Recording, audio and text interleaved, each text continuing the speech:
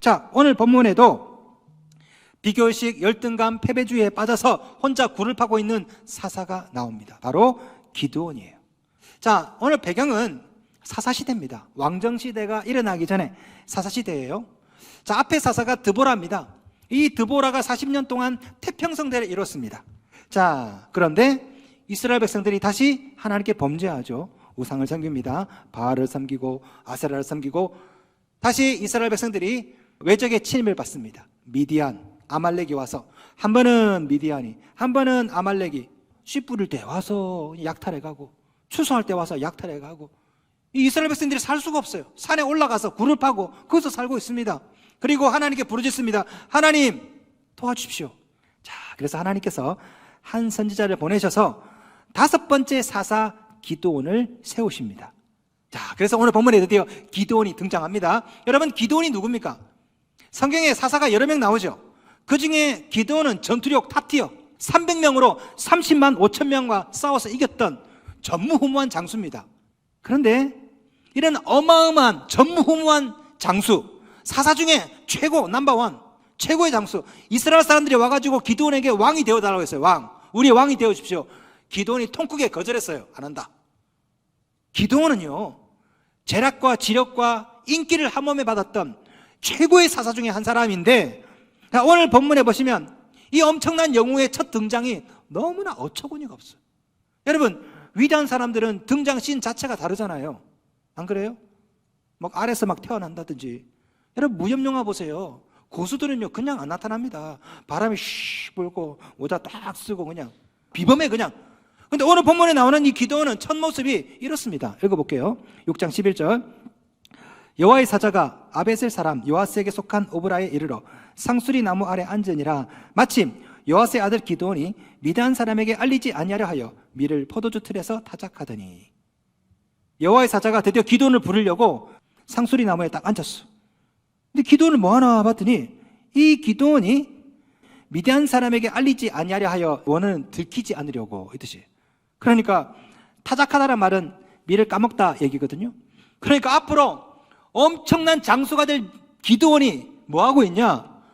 포도주 틀에서, 포도주 즙을 짜는 틀이에요. 밑에 구덩이입니다. 구덩이 안에 들어가가지고 밀을 까서 하나씩 먹고 있는 거라. 앞으로 위대한 장수가 될 사람이. 자, 그때 이 여호와의 사자가 이렇게 말합니다. 6장 12절. 큰 용사여 여호와께서 너와 함께 계시도다. 저는 이 말씀 볼 때 좀 상당히 참 개그 코드가 좀 있지 않나 싶어요. 예? 상황을 잘 보세요.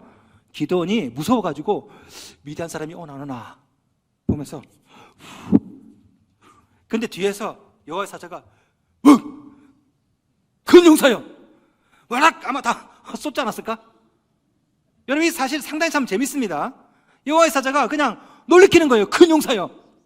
질문, 왜 큰 용사라 불렀을까? 여러분, 이 모습이 큰 용사입니까? 에이구 찌질이 이래 말해도 모자를 파네. 왜 큰 용사라 불렀을까? 아마도 당대의 영웅이 될 사람이 아이고 거기서 밀이나 까먹고 앉아있니? 어쩌면 그런 뜻일 수도 있겠죠. 왜 엄마가 애들 볼 때 잘한다 잘한다 이런 말을 하죠. 잘 못하는 거죠 사실은. 접시를 떨어뜨렸어요. 그러면 깨질 뻔했어. 그러면 뭐라 말합니까? 접시를 깨라. 저 유리창고 깨라. 여러분 안 그러시나? 저는 많이 듣고 걷는데. 예. 오늘 본문에 이 기도를 보면서 에이그 큰 용사여 할 수 있겠죠. 그러나 사실 이것보다 더 큰 이유는 뭐냐면 큰 용사가 바로 하나님의 비전이었던 거죠. 이렇게 밀이나 까먹고 앉아있지만 앞으로 나는 큰 용사가 될 거다라는 것입니다. 이게 하나님의 비전이죠. 사실 기도는 큰 용사라 불릴 만한 위인이 아닙니다. 미디안이 무서워서 밀이나 까먹고 앉아있고 이게 무슨 큰 용사예요. 하나님의 사자가 큰 용사여라고 말했을 때 여러분, 기드온이 제일 먼저 뭐라 말했을까요? 자, 여러분 한번 생각해보세요. 새벽에 1시에 하나님의 사자가 탁 나타났어요. 여러분 뭐부터 말하겠습니까? 생각해봤는데 신기해서 그 날개 한번 만져봐도 돼요? 할 것 같아. 야, 밍크보다 부드럽다. 한번 써봐도 돼요? 그런데 이 기드온은요 여호와의 사자를 딱 만나자마자 속사포같이 이렇게 말합니다. 6장 13절. 마침 잘 기다렸다라는 투로 이렇게 말해요. 다다다다다. 빨리 읽어야 돼. 이거는 빨리 읽어볼게요. 제가 6장 13절. 기드온이 그에게 대답하되 오 나의 주여 여호와께서 우리와 함께 계시면 어찌하여 이 모든 일이 우리에게 일어났나이까? 또 우리 조상들이 일찍이 우리에게 이르기를 여호와께서 우리를 애굽에서 올라오게 하신 것이 아니냐 그 모든 적이 어디 있나이까? 이제 여호와께서 우리를 버리사 미디안의 손에서 우리를 넘겨주셨나이다. 실감나죠? 예. 기도는 이렇게 따라서갔어요. 하나님의 사도한테 너 잘만 따왔다. 하나님이 우리와 함께한다고? 하나님이 우리와 함께하면 이 나라가 이 개판이 되게, 하나님이 우리와 함께하면 기적 어디서 기적, 출애굽때 있던 기적들 다 어디 갔냐고. 하나님 당신이 우리를 버렸다고 불평불만을 막 쏟아냈습니다. 기드온이. 이 불평하는 기드온에게 하나님께서 갑자기 끼어드세요. 6장 14절 여호와께서 그를 향하여 이르시되 너는 가서 이 너의 힘으로 이스라엘을 미디안의 손에서 구원하라. 내가 너를 보낸 것이 아니냐 하시니라. 이스라엘 구원해라. 어려움에 빠질 이스라엘을 구원할 자가 바로 너다. 그러니까 이 기드온이요 이제 엉뚱한 핑계를 댑니다. 6장 15절 그러나 기드온이 그에게 대답하되 주여 내가 무엇으로 이스라엘을 구원하리이까? 보소서 나의 집은 므낫세 중에 극히 약하고 나는 내 아버지 집에서 가장 작은 자니이다. 앞으로 어마어마한 일을 해야 될 사람인데 근데 기드온은요 비교의식에 빠져 있어요. 하나님 보세요.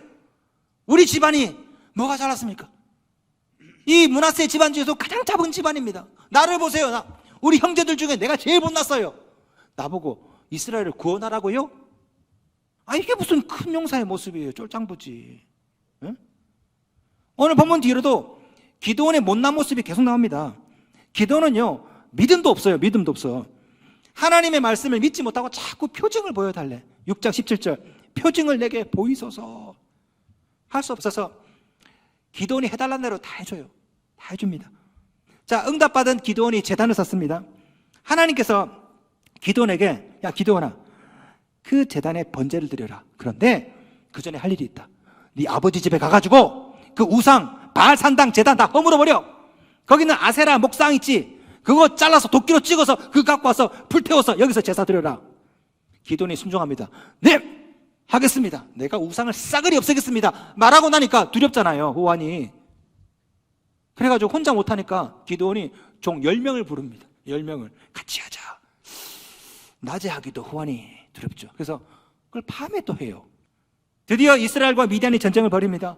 기드온이 확신이 없어. 확신이. 표징을 또 보여달래. 그만이 보여줬으면 됐지. 나타난 거 천사가 나타났잖아. 근데 뭘 보여달래? 근데 기드온이 얘기합니다. 하나님 양털 손뭉치를 딱 가지고 내가 마당에 두겠습니다. 밤새 이슬이 내릴 텐데 양털 손뭉치에는 이슬이 젖고 마당에 안 젖으면 내 하나님 뜻인 줄 알겠습니다. 시험해봐요. 참 믿음도. 근데 하나님께서 또 그렇게 해주십니다. 다음 날 가봤더니 양털 손뭉치에 젖어 있고 나머지는 다 말라 있어. 기드온이 한 번 더 얘기합니다. 하나님 오늘 저녁에는 반대로 해주세요. 하나님께서 허락해 줍니다. 손뭉치는 말라 있고 나머지는 또 젖어 있어. 여러분 저는 이 본문을 읽으면서 하나님께서 기도를 왜 사용하셨는지 알 수가 없어요. 네? 알 수가 없어요. 겁쟁이고 무능하고 믿음도 없고 불평불만 많고 남과 비교해서 혼자 열등감에 빠져있고 하나님은 뭐하러 이런 사람 5번째 사사로 왜 세우려고 하실까? 용기가 없으면 믿음이라도 있어야지. 문제는 이 모습이 우리 모습이라는 거죠. 우리도 기드온처럼 날마다 불평불만이야. 이것도 불만 저것도 불만. 조금만 시련 있으면 막 기드온처럼 하나님이 함께 하냐고 어디 갔냐고 하나님이 있냐고 물어보고 그냥. 기드온처럼 우리는 믿음도 없어. 믿음도. 말씀을 들려줘도 날마다 표징을 보여달래. 표징을. 사인을 좀 보여달래. 보여줘도 또 보여달래. 솔직히 여러분 용기도 없죠? 그렇잖아요. 직장에 학교에서 가가지고 식사 기도할 용기도 없잖아요. 두 손 모으고. 그래서 어떡합니까? 10초 만에 기도하죠. 살짝 감았다가 새벽 기도 나오라고 그러면요 죽을 것 같죠? 그냥 새벽 기도 한번 하면 죽을 것 같죠? 네? 그런데 막 산악회 간다 그러면 새벽 4시에 막 일어나. 헌금할 용기도 없고 해버리면 되는데 헌금할 용기도 없고 그죠? 도대체 믿은 지 몇 년인데 11조 때문에 아직도 시험에 들고 앉아있고 기드온처럼 비교의식 열등감에 쩔어가지고 날마다 하나님께 불평하고 우리 가문이 못나서 우리 아버지가 물려준 게 없어가지고 어릴 때 과외를 못 받아가지고 날마다 이딴 소리 하고 앉아있고 내가 당신을 만나서 이 모양 이 꼬라지가 되었다고 막 날마다 이 기드온처럼. 삐지기는 또 좀 잘 삐집니까? 무슨 말만 들으면 기드온처럼 포도주 틀에 들어가가지고 집에 들어가서 나오지를 않아. 야식 시키면서 그냥 밀이나 까먹고 앉아있고, 무슨 애기도 아니고 뭐 사회생활 그만큼 했으면 철도 드려야 되는데 믿음도 없고 철도 안 들고, 믿음이 없으면 철이라도 드려야지. 그런데 또 성질은 또 불같이 있어가지고 막 화를 내고 나중에 후회할 거면서. 오늘 본문에 나오는 이 기드온의 모습은 우리의 자화상이라고. 우리 안에 기드온이 있다니까요. 놀라운 것은 그런 우리를 향해서 하나님은 이렇게 말씀하십니다. 큰 용사요. 우리가 뭔 큰 용사예요. 예?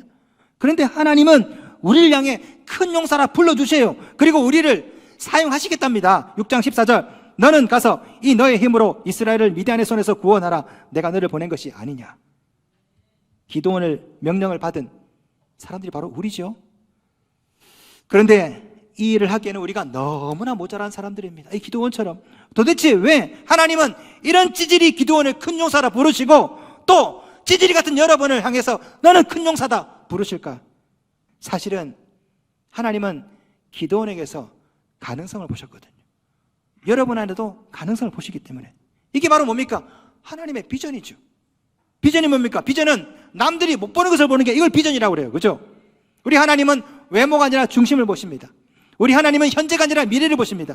우리 하나님은 할 수 없는 것을 보시는 것이 아니라 앞으로 할 것을 보세요. 그래서 큰 용사라 미리 불러주시는 거라고. 성경을 가만히 보면 하나님은요, 처음부터 준비된 사람을 부른 적이 없어요. 늙어 빠진 80 먹은 노인 모세, 80 먹은 노인 뭘 할 수 있겠어요? 근데 하나님은 그런 모세를 부르셨습니다. 자기 이름조차 제대로 쓸 수 없는 무식한 베드로, 국민학교도 안 나온 베드로.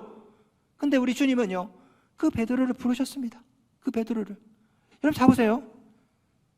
베드로는요, 나중에 12제자 중에 수제자이기도 하지만 어마어마한 일을 하죠. 그런데 그 베드로가 예수님을 3번이나 부인했어요. 저주도 했다니까요. 그럼에도 불구하고 우리 예수님은 미리 베드로를 넌 이제부터 넌 베드로 미리 불러주신 거야. 아직 훈련받기 전이에요. 그렇지만 앞으로 너는 베드로가 될 사람이니까 미리 불러준 거라고. 너는 베드로라고. 그렇게 해서 부름받은 기드온도 엉망입니다. 믿음도 없고 불평불만도 많고 의심도 많고 용기도 없고 거기다가 비교의식 열등감이 쩔어있고, 그런데도 하나님은 기드온을 선택하셨습니다. 기드온 안에서 무한한 가능성을 보셨거든요. 비록 지금 포도주 틀에 앉아서 미래나 까먹고 있지만 앞으로 얘는 위대한 용사가 될 것이다. 그래서 미리 불러준 거라고. 큰 용사라고. 하나님은 가능성을 보시고 부르시지 현재 여러분 수준 갖고 부르시는 게 아니에요. 하나님은 지금 이 시간에 남이 보지 못하는 엄청난 가능성을 보시고 지금도 저를 통해서 여러분에게 불러주십니다. 누가 뭐래도 너는 큰 용사라. 우리 하나님께서 여러분을 볼 때 비록 겉모양은 엉망이고 여러분 수준도 엉망이지만, 야, 이거 받으면 돈 되겠는데? 그래서 큰 용사라 불러주신다고. 여러분 다이아몬드 원석 아십니까? 반짝반짝 빛나지 않아요. 거의 대부분 다 갈색입니다. 갈색. 표면이 거칠고 그냥 돌덩어리예요. 돌덩어리. 얘를 잘 갈아야 반짝반짝 빛나는 다이아몬드가 되는 거예요. 그런데 이렇게 볼품없는 돌덩이 다이아몬드 원석도 다이아몬드만큼 아주 비쌉니다. 왜? 다듬으면 앞으로 다이아몬드가 될 거니까. 그래서 다이아몬드로 만들어지지 않았어요. 다듬어지지 않았다고. 하지만 그럼에도 불구하고 이미 다이아몬드라고. 왜? 앞으로 다듬으면 다이아몬드가 되거든요. 하나님께서 기드온을 이렇게 보셨습니다. 지금은 갈색이고 풀투명이고 다듬어지지 않고 믿음도 없고 성질은 불평불만에 쩔어있고, 하지만 야, 얘를 다듬으면 정말 멋있는 애가 되겠는데. 그래서 6장 12절 여호와의 사자가 기드온에 나타나 이르되 큰 용사여 라고 부르신 거예요. 하나님께서 여러분도 이렇게 보십니다. 아직 다듬어지지 않았어요. 그래서 믿음도 없습니다. 불평불만도 많고 용기도 없고 삐지기도 잘하고 열등감 막 쩔어있고, 하지만 남들이 못 보는 가능성을 보시고 미리 여러분과 여러분 자녀들을 큰 용사여 라고 부르시는 거죠. 여러분 이렇게 말씀할 수 있는 이유가 뭡니까? 큰 용사이신 하나님이 내가 함께해 주실 것이기 때문에. 앞으로 내가 다듬을 텐데, 내가 함께해 줄 건데. 그래서 이렇게 기도원에게 말씀하신 거예요. 12절 큰 용사여 여호와께서 너와 함께 계시도다. 내가 함께하기 때문에 너는 큰 용사가 될 거다. 한 번 더 말씀하세요. 16절 여호와께서 그에게 이르시되 내가 반드시 너와 함께하리니 내가 미디안 사람 치기를 한 사람을 치듯 하리라. 바로 여기에 큰 용사로 쓰임받는 비결이 있죠. 하나님이 함께 하시면 큰 용사가 될 수 있습니다. 그래서 이미 큰 용사라고 부르신 거예요. 나는 비록 백도 없고 돈도 없고 하지만 우주를 움직이는 내가 있다. 네가 나와 함께 한다면 너는 이미 큰 용사가 될 수 있다는 것이죠. 사실 오늘 본문에 나오는 이 기드온의 모습은 사실은 저의 모습이었습니다. 제 간증을 조금 할게요. 제 간증을. 제가 지난 몇 주 동안 말도 못할 큰 무기력감에 제가 빠졌습니다. 저희 교회가 지금 여러분 잘 아시는 것처럼 교회가 매입을 하고 있습니다. 준비를 하고 있는데 이게 여러 가지 문제가 생겨가지고 대출 문제나 여러 가지 문제라 깊은 고민에 빠졌어요. 이거 어떻게 해야 되나. 그러던 차에 우리 대전신학대학교 신학생 11명을 데리고 미얀마에 단기 선교를 기획해서 가게 됐습니다. 떠나기 전주에 제가 학교를 갔어요. 우리 학생들 마지막 단기 선교 준비를 하는 걸 이제 보러 갔습니다. 보러 가다가 학교 직원들이 나와 있길래 오시라고 내가 밥 사주겠다고. 그러다가 교수님 차나 한잔 마셔요. 그래서 팀장실에 들어가서 같이 차를 마시고 있었어요. 그분이 학교 이제 얘기를 하는 거예요. 학교 얘기를. 교수님 우리 학교 너무 어려워요. 힘들어요. 5억이 더 있어야 돼요. 직원들 5억을 못 줘요. 신성께서 좀 도와주면 안 돼요. 나도 지금 교육권 때문에 머리 아픈데 거기다가 학교 때문에 밥은 다음에 먹읍시다 하고 나왔어요. 제가. 혹 데려갔다 혹 붙이고 나왔어요. 가슴이 막 무거워지더라고. 이렇게 참. 그렇게 해서 우리 신학생들 11명을 데리고 미얀마로 갔습니다. 우리 캠프를 참 잘했어요. 아주 선교를 참 잘했습니다. 가서 보니까요, 고아원에 비가 새고 있어. 비가 샜어요. 물이 이만큼 찼어. 그래서 제가 우리 학장, 존다링 학장한테 불러가지고 이게 뭐냐고. 다음 주에 고칠 거라고. 아니라고. 지금 당장 고치라고. 목수 불러라고. 오늘 당장 고쳐. 얼마 드냐고 했더니 2,000불이래. 돈 내가지고 당장 고쳐. 그래서 다 고쳤습니다. 그러다가 마지막에 우리 신재호 선교사 사역하시는 미얀마 베델 신성교회 거기 다 갔는데 거기가 분쟁이 좀 있습니다. 그래서 우리 애들이 거기 있는 수백 명의 애들이 화장실을 갈 수가 없어. 제가 그거 보니까 가슴이 꽉 막히는 거예요. 너무 가슴이. 그러면서 그때 마치 우리 신재호 선교사가 갑자기 목사님 옆집에서 땅이 나왔습니다. 땅과 건물이 나왔는데 3,500이라고 합니다. 그걸 사면 할 수 있을 것 같습니다. 그 순간에 제가 화를 넘어서 알았다. 기도하자 하고 호텔에 들어와서 손을 모아 기도했습니다. 하나님 나라는 왜 이렇게 돈이 많이 들어요? 그때부터 제가 밤새워서 하나님께 불평을 했습니다. 이게 뭡니까 하나님? 하나님 나도 그냥 지갑에서 내가 1억 옛다 1억 땅 사주고 그러고 싶지. 근데 그게 안 되잖아요. 그게. 그래서 갑자기 열등감이 막 몰려오는 거예요. 나는 왜 이렇게 목회를 못하고 있을까? 나는 왜 이거밖에 못할까?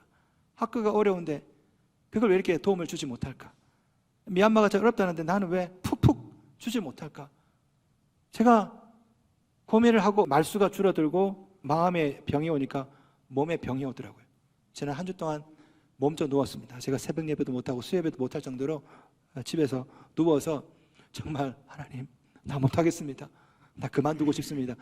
그런 생각까지 나오는 거예요. 그때 제가 병상에서 누워서 핸드폰으로 유튜브를 하나 보는데 거기서 하나님의 음성을 들었어요. 한 예능 프로를 봤습니다. 세상에나 예능 프로 보다가 하나님 음성 들었는데 강호동이 지나가는 어린이에게 이렇게 물어봤어요. 커서 어떤 사람이 될 거예요? 근데 그 옆에서 이경규가 훌륭한 사람 돼야지. 그러니까 그 옆에서 이효리가 뭐라 말하냐면 이렇게 말합니다. 뭘 훌륭한 사람이 돼? 그냥 아무나 돼 그냥. 나중에 유키존더 블랙에 나와서 이효리가 이야기를 합니다. 더 열심히 해. 성공해. 저는 이런 이야기를 하고 싶지 않더라고요. 지금 있는 그대로 멋지다. 잘하고 있다. 그런데 저한테 아무도 이런 얘기를 해준 사람이 없었습니다. 눈물이 정말 왈칵 쏟아지더라고요. 지금의 저는 제가 20대 때 신학을 할 때 그때 그리던 저의 모습은 아니었습니다.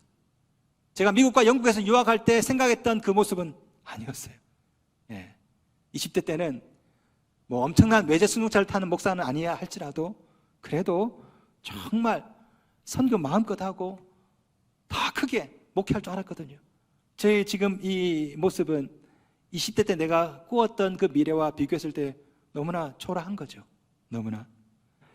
정말 훌륭한 목사가 되고 싶었거든요. 존경받는 목사, 훌륭한 목사. 그런데 능력도 실력도 인격도 리더십도 모든 게 다 수준 이하야. 수준 이하.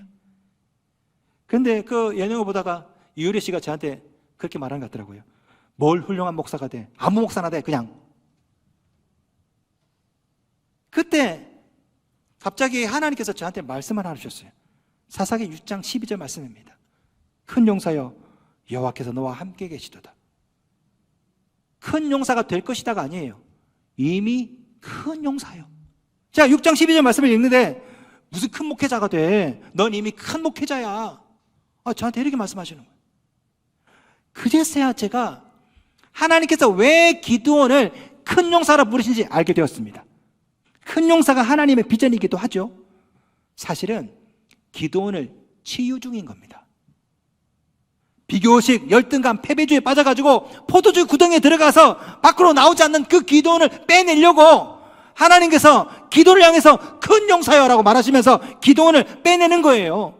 투정 다 받아주시고 요구를 다 들어주시고 믿음 없는 것도 다 참아주시고 하나님과 대화하다 보니까 어느 순간에 기드온이 포도주 틀 밖으로 나와 있네.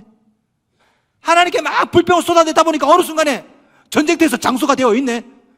지금 하나님은 기드온을 포도주 웅덩이에서 빼내려고 큰 용사라 부르신 거라고.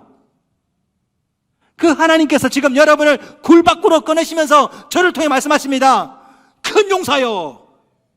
앞으로 위대한 용사가 될 것이 아니라 지금 이미 넌 큰 용사다. 이미. 오늘도 그래서 하나님은 여러분의 불평을 다 받아주십니다. 여러분의 믿음 없음도 용납하시고 새벽에 막 하나님께 불평하죠. 여러분 하나님께 막 원망하죠. 이게 뭐예요? 내가 고등학생 때 그렸던 내 인생은 이게 아닌데 나는 망했어요 라고 우리 하나님 다 받아주시죠. 다. 그래서 뭐 하는 겁니까? 웅덩이에서 포도주 틀에서 여러분을 계속 끄잡아대고 끌어내는 거야. 끌어내.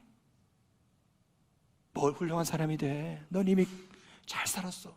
넌 성공한 사람이야. 스트레스 받지 마. 많은 분들이 오늘 본문을 설교할 때 기드온처럼 큰 용사가 되라고 설교합니다. 사실은요, 하나님의 사람이 하나님 앞에서 큰 용사가 되어서 하나님의 일이 어려워지는 것을 저는 종종 봅니다. 여러분 진짜 큰 용사는 누굽니까? 하나님이죠. 만군의 여호와, 마이티 워리어. 우리의 역할은 큰 용사가 일하시도록 작은 용사가 되는 거죠. 그래서 하나님이 우리와 함께 계시게 되면 큰 용사신 하나님을 따라서 오토매티컬리 자동적으로 우리도 큰 용사가 되는 거 아닙니까?